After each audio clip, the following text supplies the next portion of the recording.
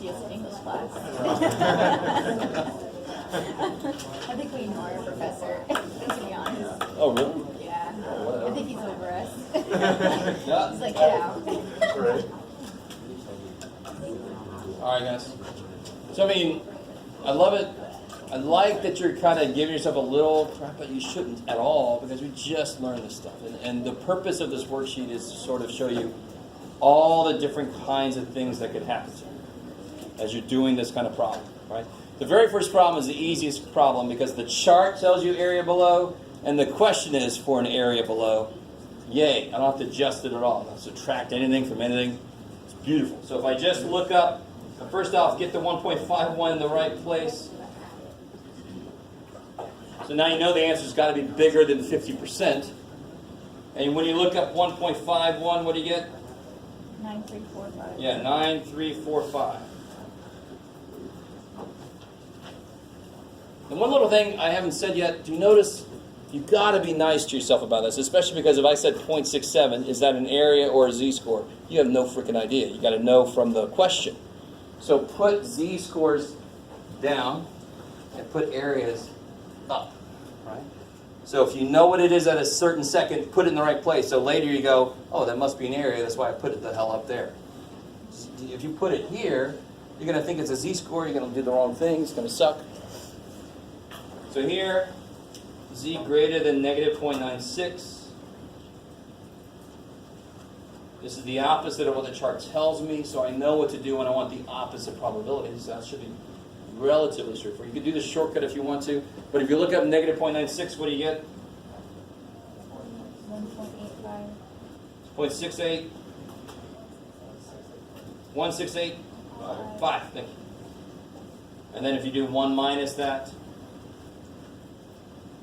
you get 0.8315. Now if you looked up positive 0.96, you would get that answer directly.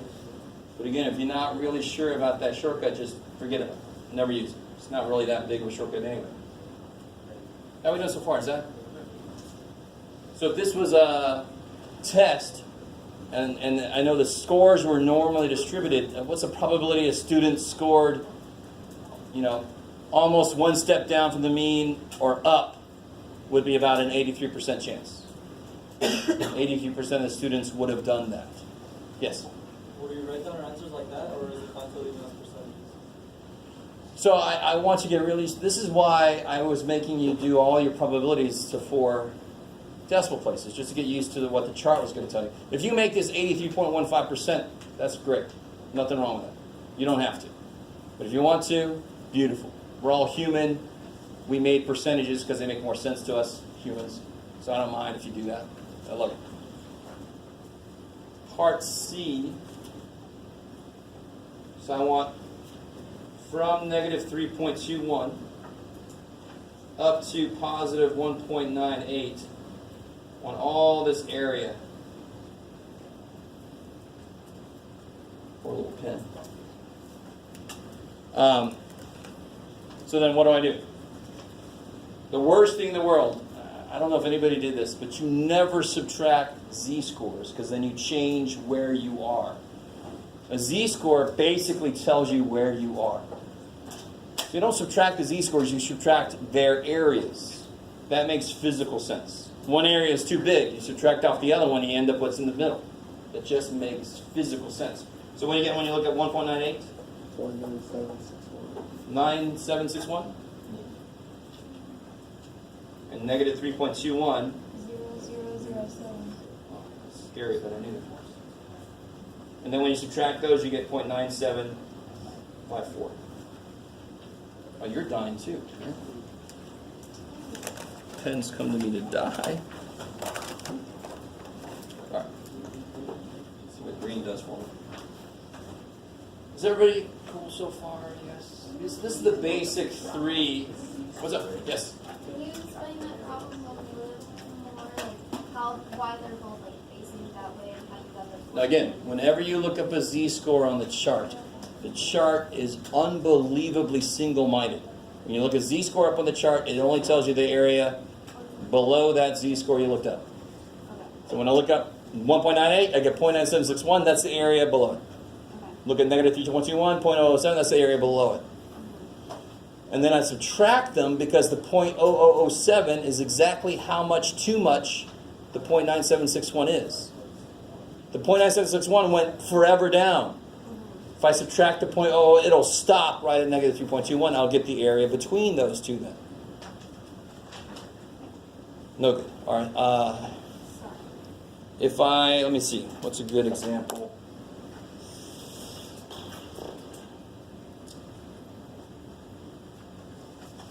Well, it's kind of weird. This is weird because it goes to infinity. Theoretically, it just goes forever. So if I want this, I want that. And this is from here forever. And this is from here forever. If I subtract these, I end up with what's in the middle. If I take this much off, take this off, I end up with exactly what I want. I end up with that amount that's in the middle. Okay, I like it.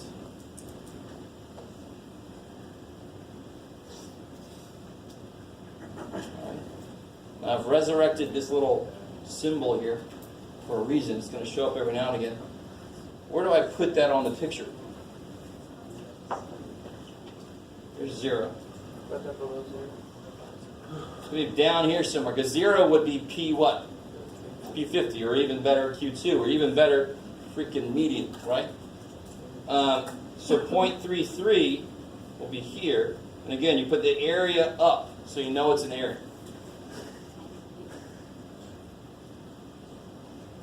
And then I can look that up, because that's the area below. And that's exactly what the chart understands. So if I look up 0.33,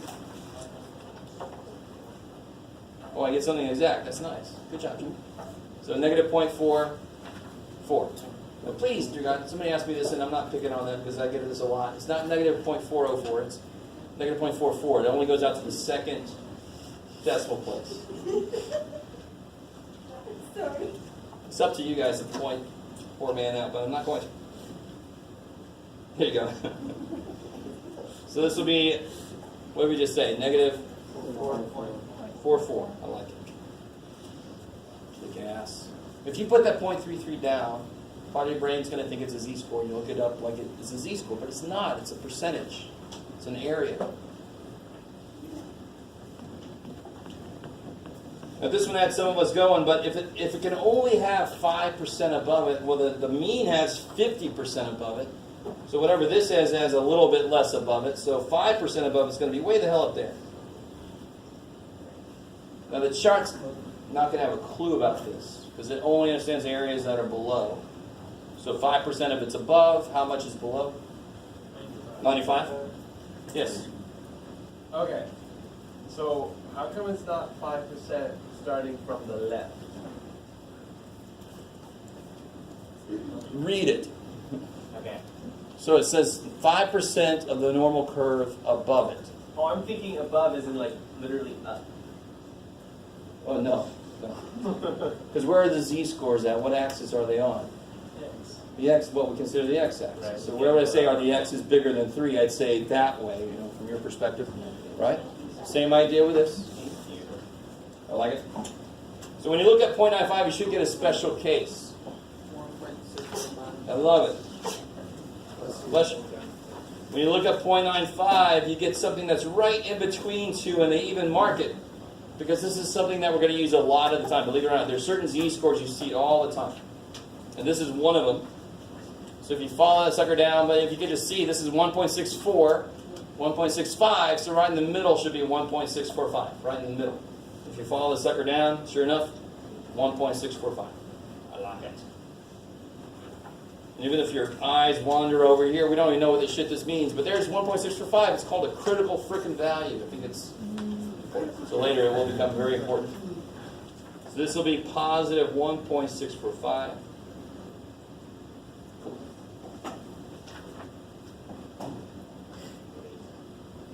Any questions on that first part? Yes, sir. I have a question on, okay, so the z-score for 1.645 has the area of 0.95, but how come the confidence level is 0.9? So what did I just say about that part? Sorry. It's not yet. Okay. Right now, we don't know even what confidence means in the context of a statistics problem. Right. So it's a little too early to talk about that. My only point with that was that number, that's why they started, is there's other places on the chart where things are exactly in between two other ones. But that's one of the ones that we use a lot. That's why they starred that sucker on there. Yeah, I like it. I like it. Now, I want to do a couple of these with you, and then we're going to head on out of here. Hopefully it makes sense that the first part of this is z-scores given to me, so I can directly use that z-score chart. When can I make a z-score out of something? You have the area? You have the area? No. I mean, just in general, before we even talked about stuff today. We've made z-scores before, haven't we? Standard deviation. If I know the mean and the standard deviation, I can make the z-score, right? Does that mean I could then use this chart? No. What's got to be true for me to use this chart? No. It's got to be normal. You guys with me? Otherwise, how in the world could it be so specific if it just could be anything it wants to be? Right? The percentage could be anywhere. Shit. But if it's normal, it's got to follow very certain rules. That's why there's specific values. I love it. So you can make z-scores any damn time you have a mean and a standard deviation and a data point you're curious about. You can make a z-score. But it's got to be normal. So thank God up here I remember to say it's normally distributed on this problem number 4. Right? So I know that I can draw those. I know I can use this z-score chart. The only difference with number 4, of course, is they're minutes. They're not z-scores yet. In fact, does anybody know what the units are on z-scores? It's sort of something, but technically it's nothing. Z-scores are sort of like standard deviations, but technically they have no units. In fact, we'll see that in this first problem we'll do. I'll show you that the units go away. So I know it's normally distributed, which means if they ask me probability questions, I can use the z-score chart to answer it. That kicks a lot of ass. What am I going to put right in the middle for this problem? It won't be 0. 31.64, I love it. Because that is the mean. Now right below that, I'm going to do this. Because I'm weird. When I took stats, we had to draw 2 separate freaking distributions, and I always thought, why the shit should I do that? It's going to look exactly the same. So underneath, I always put in parentheses what the z-score is for that data point. Right, and I do that to be nice to myself. Right? So as a student, you should probably try to do that too. Where's 27.2 then? Yeah, it's underneath. So people that put 0 here put the 27.2 way the hell up here, and they're like, what the shit's that? But it's got to be right here, 27.2. And I want to know less than 27.2. So at this area. So to make this problem into the same kind of problem I saw on number 1 of this worksheet, I just first have to do what? You divide it by the total area of minutes? No. I like it. That's not how we standardize it. I see what you're trying to do, but it doesn't work that way. Okay. Since this is normally distributed, I just have to make them into z-scores. So I really want this to make sense. If it's normally distributed, it could be a fat distribution if the standard deviation is really big, or it could be a very skinny distribution if the standard deviation is very small. But that chart doesn't give a shit. The relative position relates to how much percentage there is below that position. If it's normally distributed, I don't care what it really looks like, it's going to have that same relative position related to percentage. Oh, hopeful. Very hopeful. So if it's normally distributed, it does not matter worth anything what the mean and standard deviation is. You use those to make z-scores. You look the z-scores up on the chart. The chart works for normal distributions, period, any. So how do I make this into a z-score? Subtract the mean, divide by standard deviation. Standard deviation is 7.81. The score is negative. Negative 0.57. Yeah. Please, dear God, it's 568, right? Yeah. Don't make that 5.6. You know, round. So you're right, 0.57. Just in general, just round. Don't just truncate. So 0.57. So I put underneath here negative 0.57. So how do I find that area? I just have to find that area that I want. I just have to look at the z-score. Negative 0.57 z-score. 0.2843. Good. 0.2843. So if this data were true, which trust me, it probably isn't, so I just made all this stuff up, then there would be a 28% chance that a student would take less than 27.2 minutes to find a parking spot over the course of a week. Right? A total of that many minutes. How many minutes does it take you guys that park on campus? How many minutes would you say average it takes you to find a spot? Depends what day. 5. Yeah, probably. I get here early. Yo, well, if you get here Before early, noon, it's I like love 10 it. minutes. Everybody else is like, be quiet. Before noon, it's like 10 If you get here at 10, you're screwed, basically. I feel that. If you get here at 10, you know what I'm talking about. You just are like sharks. You're like, are you going to your car? No. Driving real slow behind people. Anyway, so that's what this relates to physically. Now, how could you use this kind of data? Now, I could do a different distribution based on times of day, which might be even a little more useful. Because then that would give me an idea of how many cars are driving around on average at certain times of the day. This is the kind of stuff that would lead to that ability. And that would have to do with, well, how many accidents could I expect? Well, it depends on the probability of accident. I mean, you can do all of this up high-level preparation stuff based on data that you've observed to know what to be ready for, right? And you hope to God this would have something to do with how they schedule classes, but no. No, they just say, good luck. Let's do one more and then we'll head out. So here's 31.64 again. More than 53 minutes, this poor person. I would just go home and I know, I just come, much earlier or something, just hang out. But some people, they only have so much time they can do it, so they're shit. subtract the mean. So more than 53, I'm going to want that little area up there. So I know already it's going to be, at least I know it's going to be less than 50%. The answer is going to be less than 50%. Should be kind of a small amount. So if I change this into a z-score, how do I set that up? 53 minus 31.64 divided by 7.81. Good. The thing to remember is it's always minus the mean. Some of you guys were putting the mean first to make it always come out positive, but no. Your z-score could be negative, it could be positive, whatever. What do you get when you do that? 2.73. 2.73? Yes? What's up? 2.7? 3.73. Ooh, I got dissension. I like it. Let's see. 7.3. It came out to be 2.7349. Let's see. 53 minus 31.64 divided by, there, 8. 7.81. 2.73, yeah. Now, I love you guys who do this. You do the domino effect. You say, well, that 5 makes this become 50, or that 9 makes this become 5. And then that 5 makes, it's not a 5, it's a 4. You see that? Say again? Okay. So 349. 349, is that closer to 300 or is that closer to 400? Closer to 300. All right, so it'll be 2.73. I like it. No domino effect.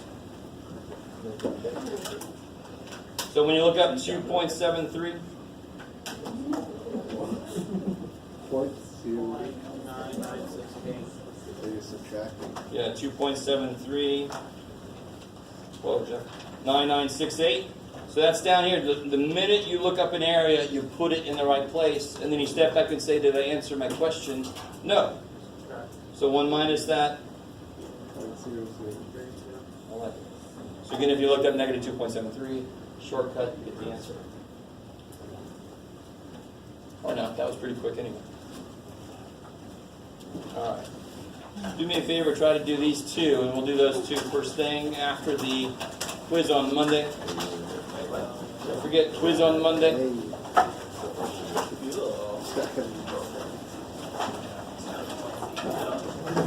Yeah, because